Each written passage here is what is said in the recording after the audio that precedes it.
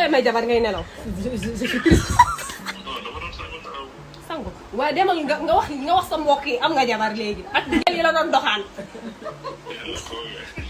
wax leen ni je suis mariée devant Dieu et les hommes. Félicitations, madame. Diagne Sarr Thioroma jigéen. Félicitations à toi parce que tu as une femme formidable.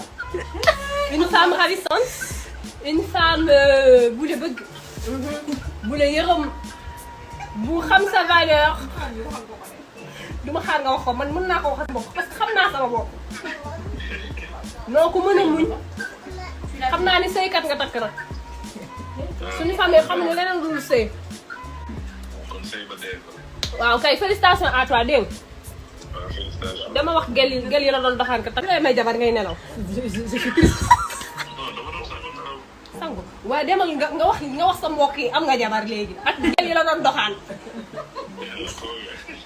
wax leen ni je suis mariée devant Dieu et les hommes.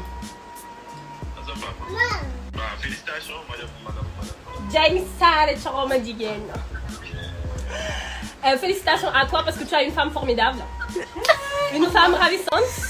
Une femme bu la bëgg. bu la yërëm. bu xam sa valeur. du ma xaar nga wax ko man mën naa ko wax ak bopp parce que xam naa sama bopp. noo ko mën a muñ. xam naa ni sëykat nga takk nag. suñu famille xam ne leneen dul sëy. waaw kay félicitations à toi dégg nga. dama wax gel yi la doon doxaan ka